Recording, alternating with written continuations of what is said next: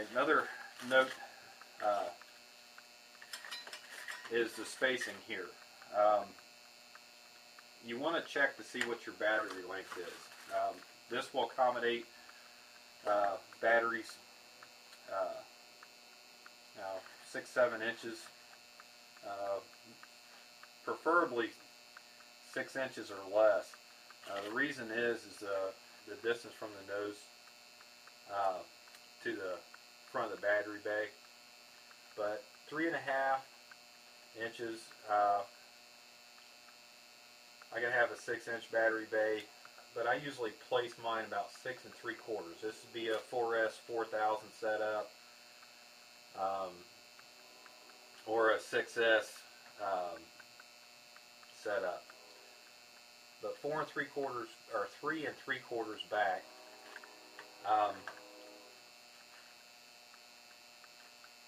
And typically, what I'll do is I'll check to see the length here, make sure it's the same from here to here. But this just gives me an idea of what I have to work with, how much room I have between here and here. That's 7 1/4 inches, and if I'm going to do a 6.5 inch battery bay, that'll leave me plenty of room between my carbon and my battery bay.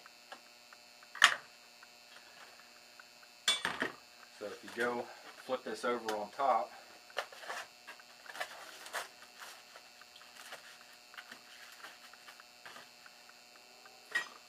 I'm going to use a different color marker here. So if I go back 3 3/4 of an inch, put a mark there. I know my batteries are roughly 1.5 inches, but it's always safe to go a few inches more, because you want to have the ability to change your center of gravity.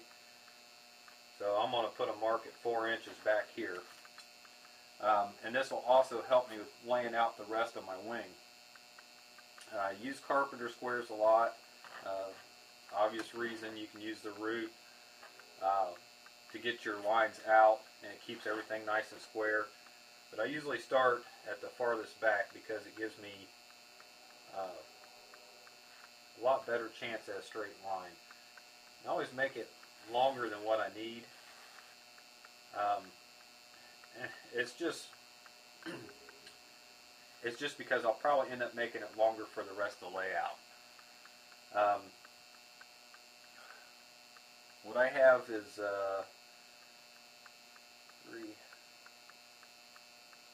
there's 6. I'll do a 6.5 inch battery bay.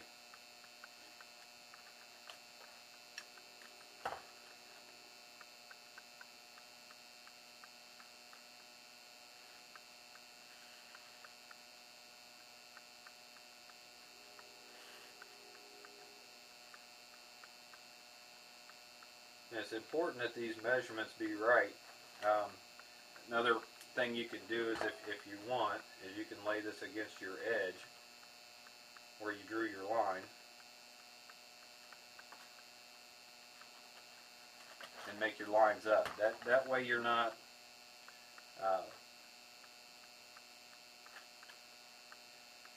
deviating from your measurements. The other thing is that I know it's 4 inches, so if I place this back here and I go up to the 4-inch mark, there's that edge. It's probably better that you use a pen or something that's not as wide as this. I'm using this for video purpose. The reasoning is that if for some reason, if I measure up here and I'm not the same measurement, like the outside of these lines should be the same as it is down here. That's just under, it's actually 6.5 from edge to edge. If I measure up here, it's deviated from that. So if I go 3 1/4,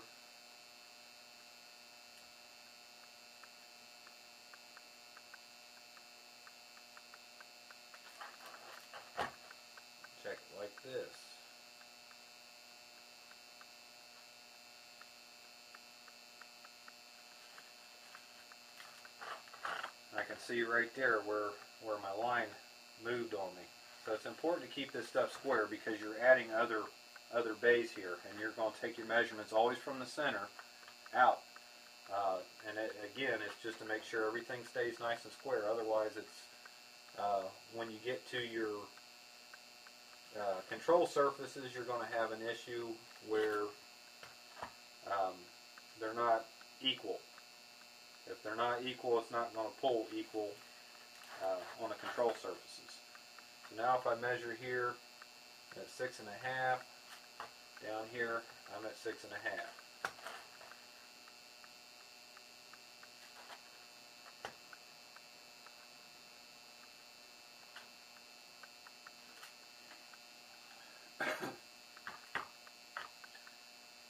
Now, receiver speed control, I always take measurements and then I add 1/4 inch to the width. And I usually add an inch, anywhere from 1/2 inch to an inch to the length. You always have to keep in mind your carbons here too. So if you come up here and you look and it's an inch, you can put a mark there so you know when you're putting this bay in where that carbon fiber is. So you want to leave some distance there. But again, like I said, I always go from the root. So if I take this measurement, and obviously I need something longer, but if I was to take this measurement here, and that was going to be the other side of my speed control bay, that's what I would use. Now the other thing is that I use this line here as part of my ledge that this battery is going to sit on. So this is a 1/4 inch piece of carbon, and I can take it, because it's constant, that's what I'm going to route out for my battery ledge. It just makes things a lot quicker when you have something that's predetermined thickness. And there's no guessing on it's always going to be equal no matter what. Now the front of the battery bay, I typically do about 1/2 inch, 5/8. 5/8 is probably a better idea. This gives you a little bit of leeway when you crash. You always want to place one in the center too, because when you wrap this, it'll deform a little bit.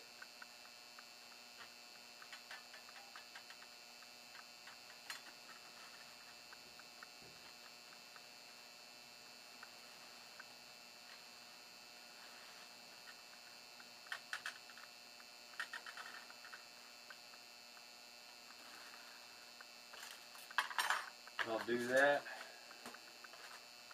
Place this on the outside. Transfer my line up.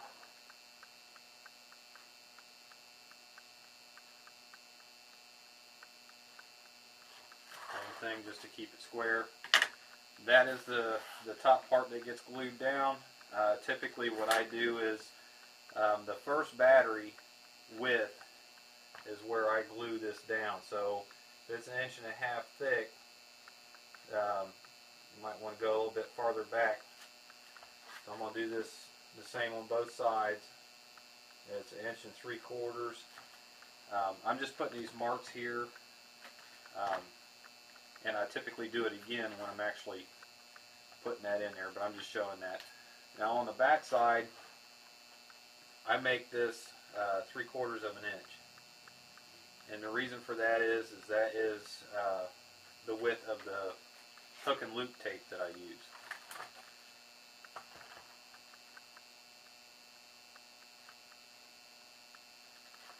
So again, make my marks.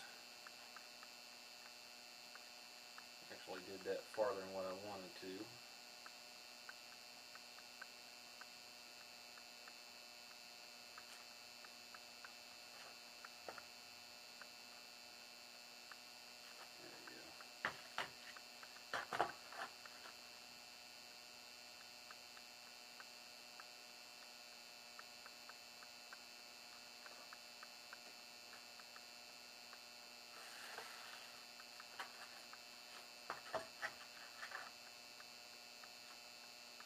the main thing is the carbon arrangement is what's going to determine where everything goes, aside from the center of gravity. The other thing would be your prop cutout. Prop cutout is usually whatever size, 6 inches, add a ½ inch, and then that would be your length. On a 4S setup, I cut this back for my prop cutout at 12.5 inches.